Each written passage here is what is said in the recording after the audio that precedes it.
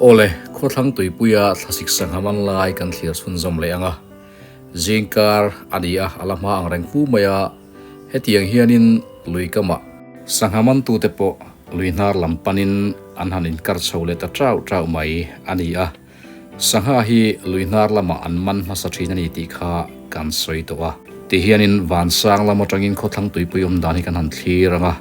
tui hi alanu ang reng fu maya amai ro chu thlasika chon tui afim chakni ti kha kan riat apoi mu ome helaya pukte inzian zone chak leke sur herot omna kha ania ti hianin luinar lampan tu te hi longleng hian mi chi rang mai mei chia te nau pang te pui tling putar tele sanghaman tu te po zinga hian an chuak thin ania na chi rang thok an oma luinar lama lo nei te po an oma chung te po chuanin longleng mang hianin an thlai thar te an hon thin ani helaya longron kar tu pa hi tun tuma chuan chang tu pa de hlek tur ani dona ani longa hian ka chuang dona ti chuanin khulai tang khanan rin kar chowa a thian te nen a thian te longa aron chuanga aron kar sak bokani ti khanin an hanin thla fel ta helai hian an long lo uma he tui te po thling pam maya ti khuan aman ruwa tur te an la chuaka helai hianin vaw kama an mamu tur te an da thachina chung chu an la khomanga ti chuan keipo ka chuang thlave nga langa an ha koi kamna lam kan pam don ania ti hianin rai ruang bu kar tang hian o longkarna pahni an la chuaka keipo himila ke ve ni ngei tur ni ka kar sak ve nge chu ngai don tuya khau boka tuyan pai char maya tlingnem fu me tui ti hian a thian te khachu an lo han chhota a chaklok a hianin kalo hma kanga aronin kar kayanga helai hmuna hian changpat te ti hianin anin sem don a changpat hi lian tak te po oma then hi chu te deuh te po om boka hetia balu ne na chopol lo hi chon analu tuka sangha cho tana tok tar turang ha koi han vi bur kha ahar sa thina ni chu wang chuan tikhanin balu nen khanan han chopol ta alo thap ta khoi te pon wom ta kan soi tak fo wang khanin a then chuanin changpa thi ti hianin atlon hian ha kuaya an vit bur mai thina an vit bur lai te po kha kan hu fo to thin boka tikhanin sem ta ti hian a chang tu pa tur hianin a changpa thi an tan bung ngau me ti hian ni chuanin ipa chuanin tan bung lovina tlon hian a vit bur mai thina ka tia kutana du lut tu ka si na hianin atia ka soi to thin tho ne chu po chu kut hina du riang we changpa thi a fei fuat maya han si chum zung hi a har sa ni ti hianin tan bun to hnu po han la tal ngol maya ti hian arang thayang bera tok tar zung kha angai a hlui to chu sangha hianin anei du big lova chu wang chuan tharlam tak angaya man mo deuh takin ani po hi ti hian an che soka kei point ka zui thanga la kan chuak ta heti hian longan kara thla te kan lak saka achang tu pa tur ni sia sangha hi man nge ngai dona ang ha kuaya alo ok lo palani chuanin kan che fu don lo ni chu wang chuan kan hlau thong ru dun hle maya ani po hianin o lo hi a hlau viau maya kei poina ok lo wang ti po ka hlau viau boka ti hian achang pat sa chum ta ka kha an tok tara ama hi mel hanen hianin ala nau pangti riat fu maya chu wang chuanin experience po nga awak karing lowa ngakua hi kam na rei to em engtika tagin ngei kam to ti te kan zota kumni borvel chu alo kam ve to ani oma kumin hi kum thum na ani mela chu tiang chau chu lani wangin experience po langa big lem lo hle maya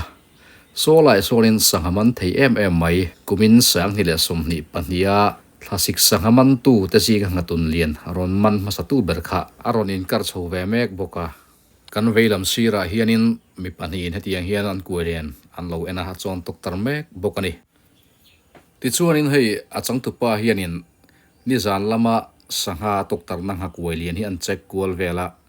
asang hatok tar polo bo dai maya sangalian chuan atok tar hi a nge ya ma se ok lo ni in alang khilai hianin sangaman thei kan ti khan kan chaka a kuailen an en phei ve me ka ngaler a ok ani omani ti khianin ngaler ok hi chu chai hin ngai lem lo kan tia khi ti khian ala chuak ngal maya arang ang reng fu me khalai kha a ok lai tak maya kha a han hla deuh sia fi fai tak mai han ko war har dewa tin kan suan long hi a cheve dur reng boka tui phone awang hianin camera hi a hla chuan zoom ngam vak pawh ni lawa sot dur tuwa a lian thang reng fu ni keji khat atling mai do na nga ti tur rual vel chu ni in kan hria a bu khi rit du viau maya helai hian hei khatun te kan veila mi te khan lo ok ve boka a chau to mel le maya so ti sonin a lian vak lo te le a chau deuh to te sa chu len su mang khek lo po sonin an kut te po hian ti hian an man maya hengang sa ha te deuh ho an man hi chu tok tar le chhona tana han mang thina chu wang suan len su hi longa hi an bang liama an sangha man kha tuya an chia nung ta thina ni a chang tu pa point ti hianin chang patan tok tar ve ngau ri maya ani hi experience la nei tam vak lo ti khan ka soi to a hetia luya kan kala sangaman tu te bulaka chetlat hianin an man thei deuh bi ka chante kan chi gro ve deuh thina an lo in thlau ve deuh lek thina aman thei zual bik te hi chu man thei om reng an ni e han tina chan tur hi an om deuh tlak thina ni khalai kha soi thui tur tam tak oma han soi zui zel po chak oma hela hian sangha chai an oma chu wang chuan he sangha chai hi kan en photanga eng sakha nge an o kan thre thei dawa an ti chuak lo ni chuan chiang takin kan mu thei tur a po ngai la tuya phone na sa hle me bot akal zo chia ti son len suwa an kenga nau pang te ni so a ok tu pa so chai ve dat maya len suwa hi lek a har ka ti to kha nau pang le experience nei lo tan phei chuan sangha hi su fu mai har sa ni suak fu ta hlau mai ngatun ani khai alom don hle mai alom pui viau boke a o da po so akam nai te ni sangha hi vào kam nai pon te a po hianin chozongin an ron wa kwal na sa le ti po a riat thei ome solaya nau pang tui pai tu so kan en chiang thina a na so tlin le in ka ria a dan hrim mai so he nau hi nau danglam tak ni point ka ria nakina chiang zo kalen po tum tai la ti hian chang tu pa hi ain kar kuala nga kuai dang ain le do na alaman very tlat lawani tun tuma chuan a chang tu pa ani na chan po hi ama beisian video kan siam an deuh ber to a alonga ka chuanga helai hian sangha te pon tok tar ve a sangha tok tar pakhat jok su ti hian lo thi a pakhat jok kha chu a bo dei ani kha hemi a thi hi chu an ei du to lo sangalian po in chu wang chuan pai mai anga ya tiana la chuak anga a kuai hi a hrui puya hianin atan lo na je bowanga chutian chuan sangha tok tar lo chuan ha kuai lian kha aman te lo to tham ve a uluk takin hrui pui kara khan an han zep fela tang lo turin anda thin ani chang pa the ni chi da harin ka soi to a hlui chu sahai nan du lawa a tharlam thayang ber hian du wangin ven ngun ve nga ya thak ra nga ya a cho hi atla ve thin boka sangha hianin o kher lo hian ei thei bok ani chang pa tok tar lai hi atok tar hi reomin khoi hinuam lo ma sela maida ai chuanin atlak har jok awangin ngakoi veng tu te hi an ha dam de ulek jok ani maida a chuan sangha in maida hian ei ral chak lutuka chuwan chuan an chol man lo ngakoi pani pathum kam phei chuanin virtual char nga ya maida tok tar huna chuan ngakoi kam hi ha thlak le zol bik ani helaya hianin sangaman thei kan ti khanin sangaliana ok tlat maya a hrui po he bir hle ni hei hetiang hianin bir ngut maya alian thokat le don ti po a hriat theia aman tupa expat te kan soi thin po hi a fim khur hle a so tiang sonin ding chung meu inan chai ania sanghalian man hi chuan chai fim khur anga yani ngakoi pakhata sangha pakhat ok theu thewa alian le te chu ain thlau em maya chu he ran chungin he sangaman tu expat kan ti po hian film khur tak main ti chu hlau em chung sin an chai ta nia ala chak thaviau ti po hriata hetianga rei tak mai sanga chai an ngai hi chuan a ona pola rei vak lo ni ti ring ta ila kan ring sual lo ome aron lang de uzwai to a thai choni nu lian ani mai angem ti te po hiril ruwa om dewa thai choni nu hi tun lai hian jing lama lian puian lo man thina han mu fuila cover po cha kom view maya o nga them tleng ani mele nga them tleng li ani mel tat mai len suwa tum mia lo maya ka kut nge hian ka man do na ni ati tat maya expat ti taka ani hi abon riaw ni ti sona ke pan soya o pial le ta film khurangai viewani a kepa khan hling om ve deuh rewa tin anal rim boka heng hatem tleng ho hi an be kan ti maya at hang zul thei ni song ha kuai hui te po so an tat ma sa thei khop mai an be hi na rek fu ta ti sa chuanin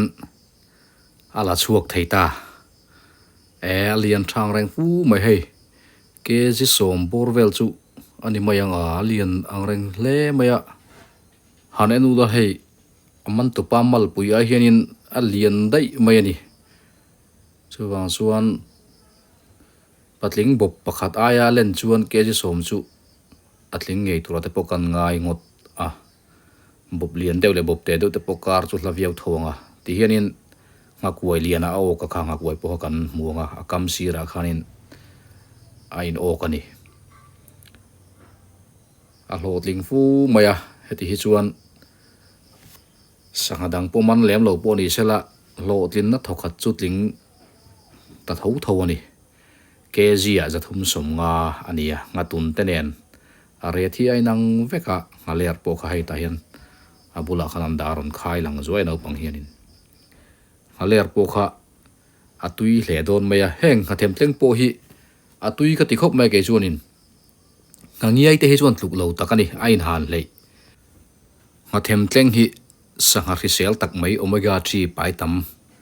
kan ti chi khania a thau po hi risel em maya tin a thau hi atuyani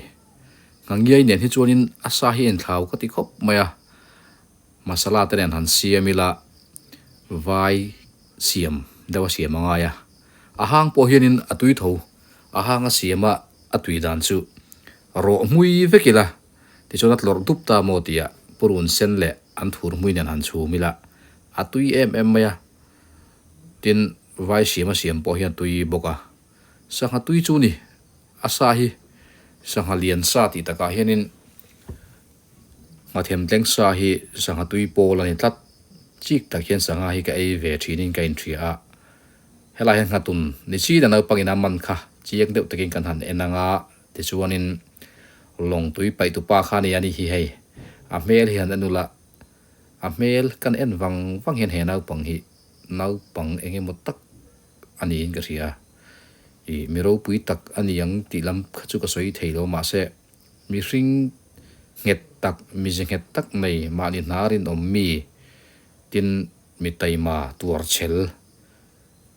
ni tura ka ngai ani ka mu da na chuan hei hian sanga man kha ni a len suwa ti hian an da an thung nung lem lo an ni hi ho man tu mani mai thei ti hian an da thi maya a chu te pon law ni ma na ti chuan kan veilama kam tu te ti kan soi khan ni an ni hi he la hian nau pang tui pai tu bok khana pai de trau trau mai a chazia reng mai le athil ti hi ti tak zet na hi nei tlat hian ka ria a tong tam lo ni he nau hi ka chi boka sang tu pa poron vir kual le ta ti hian anga kuai a en zo to ani china khanin tuna chuan a tok tar le na alo ok ve ta tlat mai eng sanga nge owang o chang tu pa aron cheve don ta a top lama chang tu pa ron che thin khai so phuleu leu maya boru kan hip tira boru hip tir hi poimo sanga hi boru kan him that lo chuanin an chakrei ria wa chu wan chuan boru hip tir da hi thiamanga ya asuak lai tak hi alang mo thina a chan chu long hi lo kartun om lowa kein camera ka lek box sia khati han suwa zong khanin long aloin pai vet thina chuwan chuan a kartun om lo chuan suak la hi lang chiang thei thin lo ni ti sona rek beta ok net veto poni mai thei than khati chu a ok net lo thina len chu han suwa rual te na pit mai thina hei hi chu ok net ve de ni hi te chelu tuk chu ni lem lowa atui tok ve viau thawang hei te po hi ti hian pernal nak mai hei tharlam na samai si han chum ngalila atui hang ho pa cha kom khop mai ti hian in ani hi chuan in ho mai al tum lo deu wangin sanga hi tu ya hian an chia nakina awaw kama kai huna rem changa alua hian an thlung le anga chu tiang chuanin a khoi nung don ani helai hian sanga te pakhat chu lo ok le a kha ate hi chun ngai poi mo vak lo ti kha en pon en thape me ulowa a chan chu thlasik sanghaman se zona hi chuanin sanga lian hian ril ru hi alaviau ve to a ling in na chuna ni hana ti hle mai kha thing wat mai nga ek bakani don hi a per rang ang rang sia a chuna na box sia nga ek bak po hi kuale na lo ok ve tho ni hian in dai zai khop mai tuna khanin ngaler pakhata chuak ani ve tlat mai ngaler hi a chuak mo hle nga ko hian dol thin ani nga ya tuna mi kha chuanin a muam fu lo hle niang a chuak dai mai ngaler sa hi atui viau maya ke po hian ka du ngaler hi sanga tui le fisel antia vai ho po hian an du in an ngai na hle maya asa khal tha a hang le bokani nga them tleng lian chu a lian tha hle mai ti hian nga tun pani hin man boka hei poi hei an la tho ani ti khan an ho don ta khang kha jingkara an sanga man ania nimin tlaya chang patan tok tara sanga te nen ti chuan khu ngatem tleng lian le ngatun te nga ler te kha an man ta nia voi khat chi an ena an honga nga chuna an chola then te chun chol chuang lem lowa tunami tak hi chuan halang hi neya mystery vele uremania na ten thok sun zom le deya ti chuan tlaya ve an le thin ta khatiang khan sanga khan man an hlok pui ve viawani an in hloda nen page one in sangaman kha to tham ve dona alien pe ka chu abu ka lok sia ti khan tun tuma kan thlir ho te chu khang kha lo ni le ta ti kwan tui ko nga an ho wang wanga ke po ti hian helai ko nga hian ka ho phei ve nga video dang kan thlir sun zom le zel thei tura inga yang